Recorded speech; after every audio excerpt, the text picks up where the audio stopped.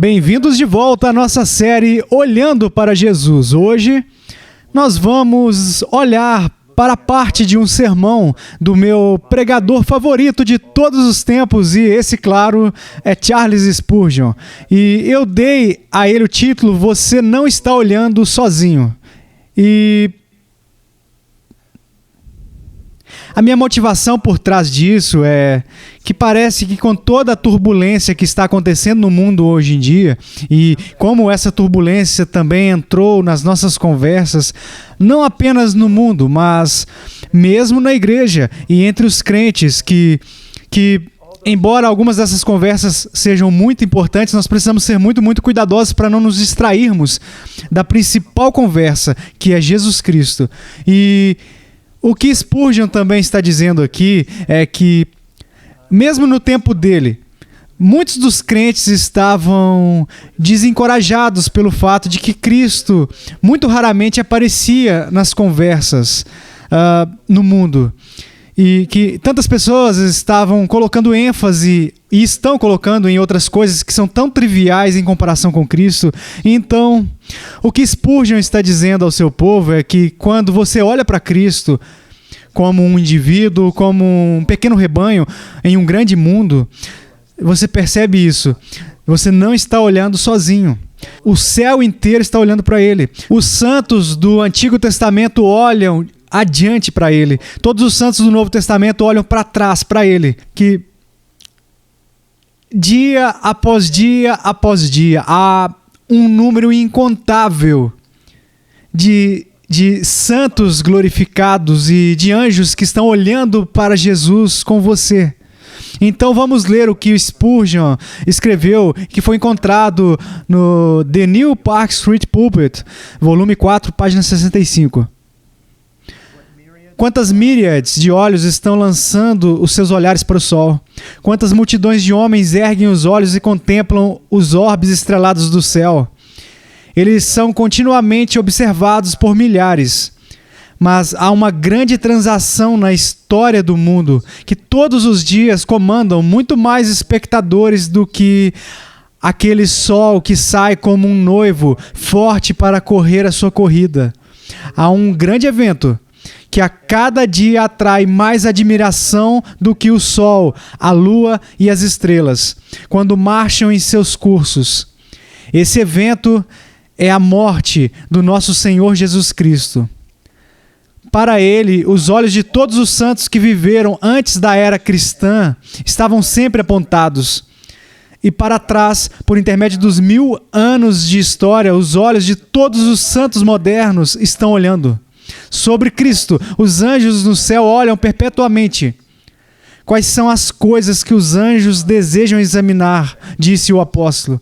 Em Cristo, a míriade de olhos dos redimidos está perpetuamente fixada, e milhares de peregrinos, através deste mundo de lágrimas, não têm nenhum objetivo superior para a sua fé e nenhum desejo melhor para a sua visão do que ver Cristo como Ele está no céu e em comunhão para contemplar a sua pessoa. Amados, muitos teremos conosco enquanto voltamos a nossa face para o Monte do Calvário. Não seremos espectadores solitários da terrível tragédia da morte do nosso Salvador. Devemos apenas lançar os nossos olhos para aquele lugar que é o foco da alegria e do deleite do céu, a cruz do nosso Senhor e Salvador, Jesus Cristo. Vamos ao Senhor em oração. Pai, obrigado. Obrigado porque há algo além disso, além das terras sombrias em que nós vivemos. Obrigado, Senhor, porque há mais do que as coisas triviais que tantos perseguem. Obrigado por Cristo. Ele é a nossa vida, a nossa alegria, a nossa esperança, o nosso Salvador. Mas, Senhor, também eu agradeço que a sua morte não foi em vão. E como o Senhor prometeu em Isaías 53, o Senhor disse que Ele veria sua semente e ficaria satisfeito. Ó Senhor Deus, obrigado por, ao longo dos longos anos da história da humanidade, Senhor, o Senhor salvou uma infinidade de homens e mulheres. Obrigado pelo poder que foi manifestado por intermédio do Evangelho de Jesus Cristo. Obrigado, Senhor, que até hoje em dia não estamos sozinhos. Mas em todos os países do mundo, o Senhor reservou um povo para o seu Filho. E até mesmo agora eles olham para Ele, mesmo agora eles louvam Ele. Alguns livremente, alguns concorrentes, alguns prósperos, alguns vivendo mal. E ainda assim para a Tua glória, Senhor, na glória do Seu Filho. Eles adoram Ele. Senhor, eu oro agora para que o Senhor me ajude, enquanto eu passo nas palavras de Spurgeon, para encorajar o Teu povo, desta vez, quando até mesmo na igreja, tantas conversas que não são conversas do Evangelho tomaram conta da palavra proeminente, o Evangelho de Jesus Cristo.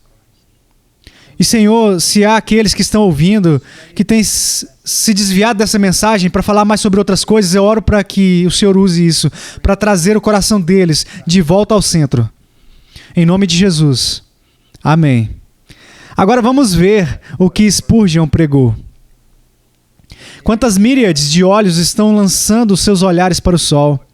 Quantas multidões de homens erguem os olhos e contemplam os orbes estrelados do céu? Eles são continuamente observados por milhares. E isso é verdade. E não há nada de errado com isso, porque Deus criou o sol, a lua e as estrelas. E observando tudo isso, nós podemos conhecer algo da sua grandeza, da sua sabedoria e da sua providência. Mas também nós temos olhado para a época em que nós vivemos e talvez nunca tenha havido um momento na história da humanidade em que mais foi colocado diante dos olhos dos homens e das mulheres e das crianças, e muito do que está diante de nós hoje em dia, certamente, não é muito significativo, mas pode ser definido como tão trivial quanto uma perda de tempo. Agora, nós podemos esperar isso no mundo.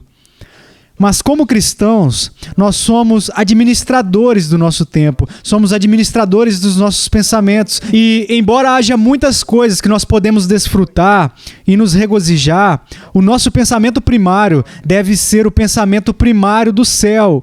E isso é na pessoa e na obra de Jesus Cristo, e principalmente a sua morte no Calvário. Então Spurgeon diz sobre essas coisas da criação: elas são continuamente observadas por milhares, mas há uma grande transação na história do mundo. Agora, eu amo o fato de que Spurgeon usa uma palavra aqui que eu não ouço muito hoje em dia nos púlpitos, e essa é a palavra transação. A transação que ocorreu entre o Pai e o Filho no Calvário, quando o Filho fez o pagamento integral pelo nosso pecado. Ele diz: mas há uma grande transação na história do mundo que todos os dias comandam muito mais espectadores do que aquele sol que sai como um noivo forte para correr a sua corrida. Há um grande evento que a cada dia atrai mais admiração do que o sol, a lua e as estrelas quando marcham em seus cursos. Esse evento é a morte do nosso Senhor Jesus Cristo. Agora, quando nós ligamos o noticiário, não vemos isso. Quando olhamos muitas vezes nos nossos computadores, a mídia que está lá, nós não vemos isso. Quando ouvimos conversas diárias, seja no escritório ou no metrô, nós não ouvimos grandes discussões sobre o Calvário. E, no entanto, o que Spurgeon diz aqui não é simplesmente para o tempo dele, mas para sempre. O que nós temos que entender é: se você fosse arrebatado, todos os santos na terra hoje, todos os santos que agora passaram para a glória, e todos os incontáveis números de anjos que habitam nos céus e na terra, então você veria, se você fizesse tudo isso, que a maior conversa, o olhar mais frequente de todos eles, é para a cruz de Jesus Cristo. E nós devemos ser muito encorajados. O Filho fez uma ótima obra, e a Bíblia nos diz que o Pai deu a ele uma grande recompensa. E no final, Todos nós veremos essa recompensa. Então, quando você e eu perdermos este mundo caído, assim, vai parecer que nós estamos sozinhos, olhando para Jesus. Você precisa perceber que não, nós não estamos sozinhos, mas mais estão conosco. Mais estão conosco do que aqueles que estão com eles. Muitos, muitos, incontáveis, muitos, olhando para Cristo ainda hoje em dia. E agora ele diz, para ele, os olhos de todos os santos que viveram antes da era cristã estavam sempre apontados. E para trás, por intermédio dos 1000 anos de história, os olhos de todos os santos modernos estão olhando. Apenas pense nisso por um momento.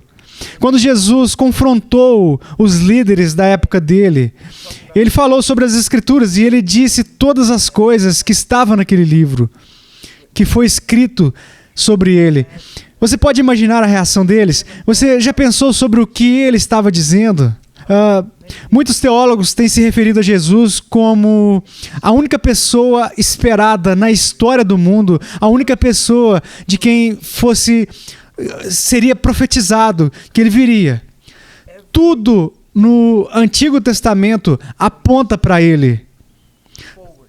Tudo aponta para ele. Todas as coisas no Novo Testamento apontam de volta para ele. Todos os santos do Antigo Testamento esperam por ele, como a vinda do Salvador. E todos os santos do Novo Testamento, desde a ascensão de Cristo até a sua segunda vinda, eles olham para trás, para ele e para sua obra na cruz em seu nome.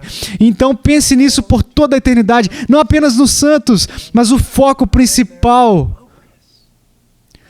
não será na gloriosa criação do novo céu e da nova terra, mas será sobre o Cordeiro, Jesus Cristo, que foi morto pelos pecados do seu povo. Spurgeon continua e ele diz, sobre Cristo, os anjos do céu olham perpetuamente. E em seguida ele cita naturalmente Pedro. Quais são as coisas que os anjos desejam examinar, disse o apóstolo. O verbo grego é que eles realmente se inclinam e olham para dentro do Evangelho. Você conhece quando está muito interessado em algo, pode ser um pouco à distância, assim, você se inclina para isso, você olha para chegar perto. Mesmo se você vesse algo que está na sua mão, mas você quisesse ver melhor, você se inclinaria para ter uma visão melhor. Agora, você pode pensar consigo mesmo, os anjos, por que eles se inclinariam para isso, para ter uma visão melhor, para que suas mentes sejam superiores às nossas? Certamente a compreensão deles do Evangelho é maior do que a nossa. E tenho certeza que até certo ponto. Mas o que vocês precisam entender é que todas as criaturas, sejam homens ou anjos, são criaturas finitas.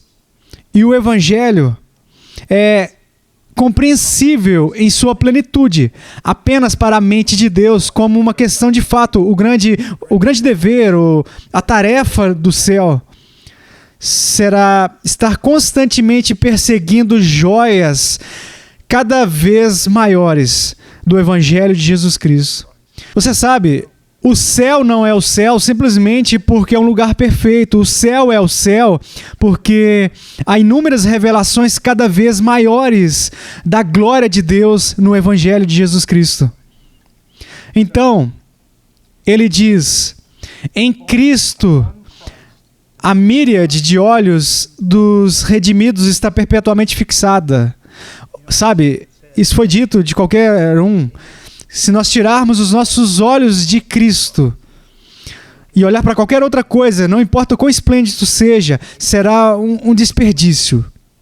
Não que olhar para outras coisas não seja maravilhoso, mas é que ele é infinitamente mais maravilhoso. E ele continua e diz, em Cristo a míriade de olhos dos redimidos está perpetuamente fixada e milhares de peregrinos, através deste mundo de lágrimas, não tem nenhum objetivo superior para a sua fé e nenhum desejo melhor para a sua visão do que ver Cristo como ele está no céu e em comunhão para contemplar sua pessoa. Sabe, nas minhas mais de 3 décadas de obras em missões, eu conheci santos que sofreram muito por Cristo. Muitos que têm estado tão empobrecidos, tão limitados em seus recursos e empobrecimento, prisão. Isso nunca deve ser tratado como algo que você deveria desejar. Mas há algo que nasce disso. Eles não têm nada além de Cristo. E até mesmo no coração deles, que ainda está para ser totalmente santificado, quando você tem pouco neste mundo, há menos lealdades competindo. Nossas vidas são às vezes tão cheias de tantas coisas triviais que nós perdemos o diamante de Deus, a joia maior, o ouro. Mas eu tenho visto tantos santos passando pelos meus ouvidos que tinha tão pouco, mas em certo grau eles foram uma bênção, porque os olhos deles estavam fixos em Cristo, sobre Cristo. E eu acho que agora, se nós temos irmãos e irmãs presos em muitas partes diferentes da Ásia, aqueles que estão presos fora dos círculos internos da sociedade em todo o mundo, e eles estão olhando, eles estão procurando por Cristo. Aqueles de nós que podem tê-lo um pouco mais fácil nesta vida, devem ter muito cuidado. Não devemos desprezar as bênçãos que nós temos, mas nós devemos ter certeza que essas bênçãos não se transformaram em uma distração. Os recursos que nós temos, a bênção da nossa vida, devem fazer com que nós façamos bem algumas coisas, antes de tudo, para apreciar Cristo, para agradecê-lo por sua bondade, mas também para usar o que nós temos para os nossos irmãos e irmãs em Cristo. E ele continua e diz: amados, muitos teremos conosco, enquanto voltamos a nossa face para o monte do Calvário. Não seremos espectadores solitários da terrível tragédia da morte do nosso Salvador. Devemos apenas lançar os nossos olhos para aquele lugar que é o foco da alegria e do deleite do céu, a cruz do nosso Senhor e Salvador, Jesus Cristo. Hoje em dia, no mundo ocidental, há grande reviravolta e parece haver tantos exércitos se preparando para marchar contra o Evangelho e contra a fé cristã. Há tantos que são contrários e se opondo ao que nós consideramos muito valioso. Mas quando nós olhamos ao redor, você percebe, santo, que você não está sozinho. Desde a queda de Adão até o fim do mundo, Deus está colhendo um povo para si. Milhões incontáveis seguiram para a glória. Muitos milhões andam pela terra hoje em dia. Então, aos nossos irmãos, que nós podemos dizer que em um grau limitado, os anjos no céu, que estão constantemente se inclinando para olhar, se junte a eles. Se junte aos santos que têm ido antes de nós, junte aos anjos que estão no céu e coloque o seu coração em olhar para Jesus e conhecê-lo melhor. Agora deixa eu terminar dizendo algo um pouco prático. Isso vai exigir disciplina. Sabe, posso dizer que tudo isso é lindo, são coisas escritas assim por outros homens, faladas por outros grandes pregadores, eu posso dizê-los. Você pode se deliciar em ouvi-los, mas como você vai mudar? Isso vai exigir disciplina. A disciplina de fechar para fora do mundo por um determinado tempo, todos os dias, se encontrando consistentemente com Deus nas Escrituras em oração, mas com um grande propósito de não encontrar a sua melhor vida aqui agora, mas para conhecer mais sobre Cristo. Eu espero que tenha sido útil e eu espero que Deus os abençoe no cultivo de um maior conhecimento de Cristo e uma maior devoção a Ele. Deus os abençoe.